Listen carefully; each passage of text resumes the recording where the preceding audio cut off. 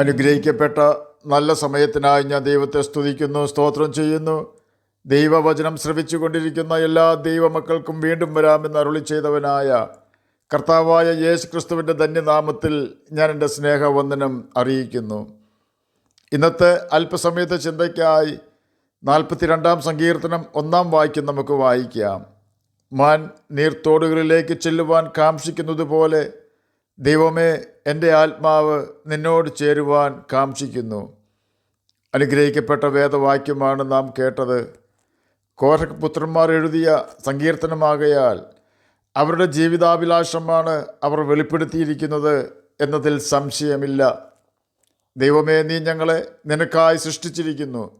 നിന്നിൽ വിശ്രമം കണ്ടെത്തുന്നത് വരെയും ഞങ്ങളുടെ ആത്മാവിന് സ്വസ്ഥതയുണ്ടാവുകയില്ല എന്നാണ് അഗസ്റ്റിൻ ഓഫ് ഹിപ്പോ പ്രസ്താവിച്ചിരിക്കുന്നത്. കോരഹ് പുത്രന്മാരും ഇത് തന്നെയാണ് പ്രസ്താവിച്ചിരിക്കുന്നത്.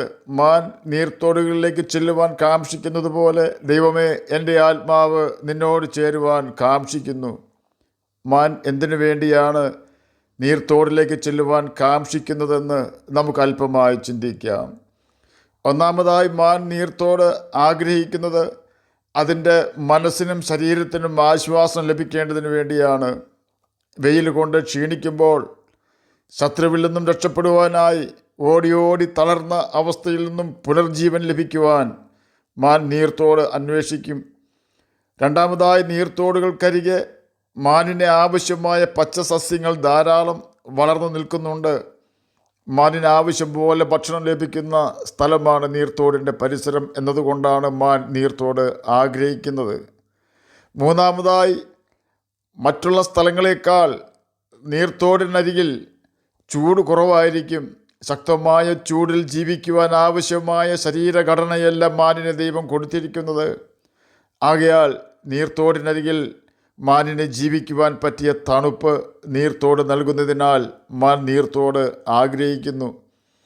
നാലാമതായി, മാൻ നീർത്തോട് ആഗ്രഹിക്കുന്നതിന് കാരണം നീർത്തോടിനരികിൽ അതിന് സുരക്ഷിതത്വം ഉണ്ടെന്നുള്ളതാണ്. തന്നെയുമല്ല, അവിടെ അതിന് വിശ്രമിക്കുവാനും സാധിക്കും.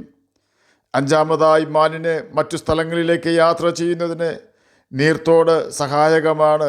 വനത്തിലൂടെയുള്ള യാത്ര തൻ്റെ ജീവന് ഭീഷണിയാണെന്ന അറിവ് മാനിനുണ്ട്.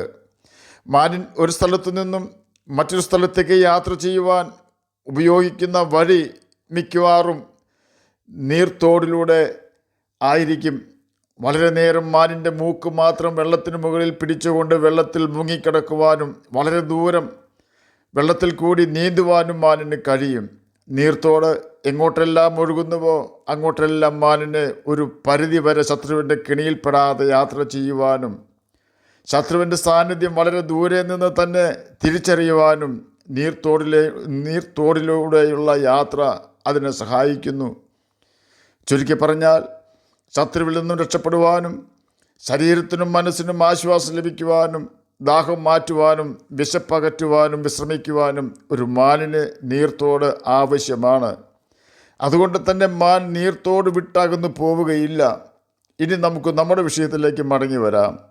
സങ്കീർത്തനക്കാരൻ പറയുന്നത്, മാൻ നീർത്തോടിലേക്ക് ചെല്ലുവാൻ കാംക്ഷിക്കുന്നത് പോലെ ദൈവമേ, എൻ്റെ ആത്മാവ് നിന്നോട് ചേരുവാൻ കാംക്ഷിക്കുന്നു എന്നാണ്.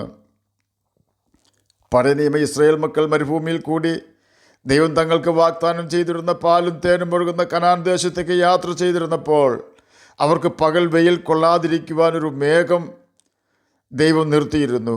രാത്രി അവർക്ക് വെളിച്ചം കാണിക്കുവാൻ അഗ്നിസ്തംഭം ഉണ്ടായിരുന്നു.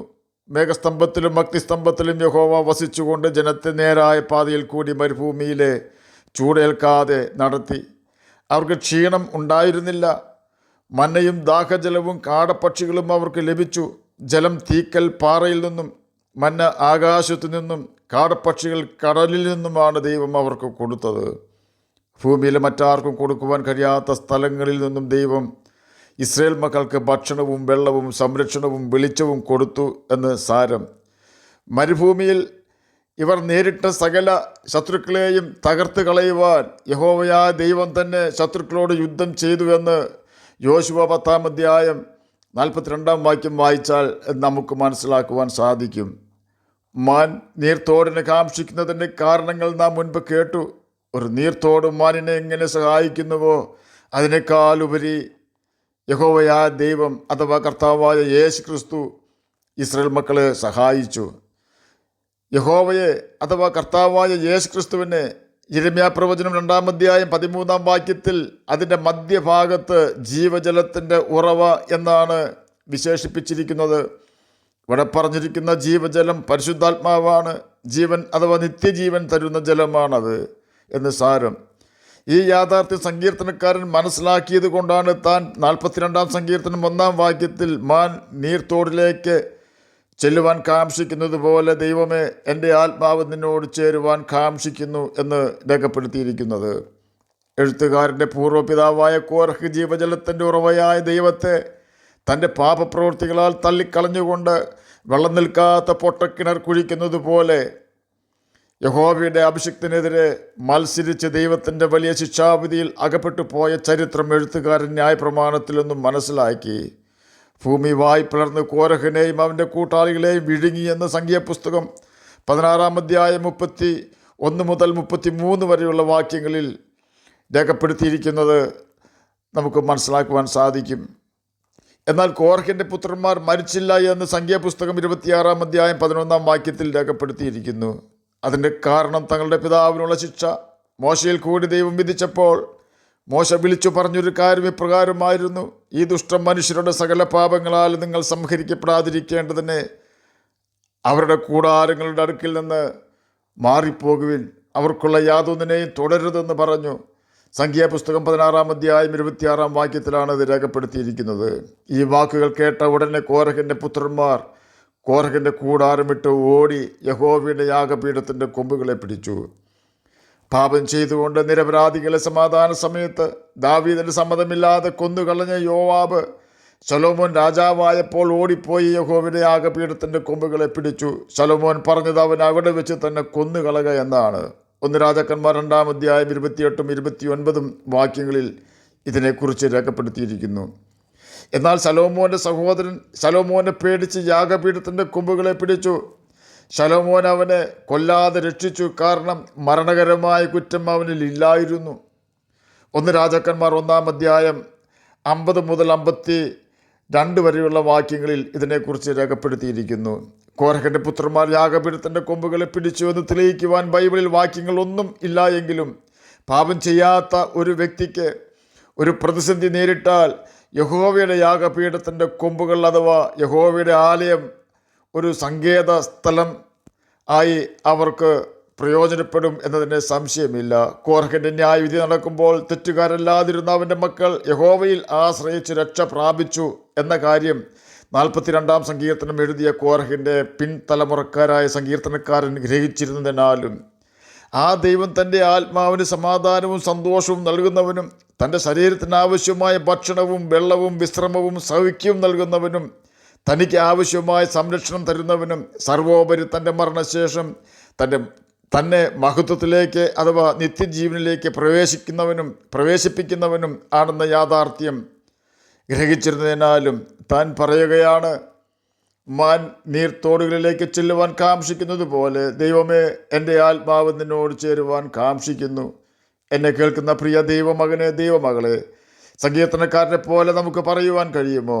ഈ ലോകത്തിലെ ജീവിതം സാത്താൻ്റെ കെണികൾ നിറഞ്ഞതാണെന്ന് നാം മനസ്സിലാക്കണം. സാത്താൻ ശ്രമിക്കുന്നത് അറുക്കുവാനും മുടിക്കുവാനും കൊല്ലുവാനും ആണെങ്കിൽ യേശു ശ്രമിക്കുന്നത് നമുക്ക് ജീവനുണ്ടാകുവാനും സമൃദ്ധിയായ ജീവനുണ്ടാകുവാനുമാണ്. അതിനുവേണ്ടിയാണ് കർത്താവായ യേശു ക്രിസ്തു നമ്മുടെ പാപവും അതിൻ ഫലമായി നമ്മിൽ വന്നു ചേർന്ന ശാപവും സ്വന്തം ശിരസിൽ വഹിച്ച് കാൽവരി ക്രൂശിൽ നമുക്ക് വേണ്ടി മഹാപാപ പരിഹാരയാഗമായി തീർന്ന് അവസാന തുള്ളി രക്തവും കാൽവരി ക്രൂശിൽ നമുക്ക് വേണ്ടി ഊറ്റിത്തന്ന് മരിച്ച് ഉയർത്ത സ്വർഗത്തിൽ പോയി തൻ്റെ ആത്മാവിനെ നമുക്ക് വേണ്ടി അയച്ചു തന്നത്. നാം നമ്മുടെ പാപങ്ങളെ യേശുവിനോട് ഏറ്റുപറഞ്ഞ് ഉപേക്ഷിച്ചാൽ, നാം പിതാവിൻ്റെയും പുത്രൻ്റെയും പരിശുദ്ധാത്മാവിൻ്റെ നാമത്തിൽ സ്നാനം മുങ്ങി പരിശുദ്ധാത്മാവിനെ പ്രാപിച്ചാൽ, നാം ബൈബിൾ ദിവസേന തുടക്കം മുതൽ അവസാനം വരെ തുടർച്ചയായി വായിച്ച് അതിലെ ദൈവകൽപ്പനകൾ അനുസരിച്ച് ദൈവാത്മാവിനെ കീഴ്പ്പെട്ട് ജീവിച്ചാൽ, നിശ്ചയമായും ഈ ഭൂമിയിൽ നമ്മുടെ ജീവിതം ദൈവത്തിൽ സന്തോഷകരവും ആനന്ദകരവും ആയിത്തീരുകയും നാം മരിച്ചാൽ ദൈവം നമ്മെ ദൈവഭവനത്തിൽ സ്വീകരിച്ച് പുത്രത്വം ശാശ്വത അവകാശമായി നമുക്ക് തരികയും ചെയ്യും. ഇത് ദൈവത്തിൻ്റെ വാഗ്ദാനമാണ്.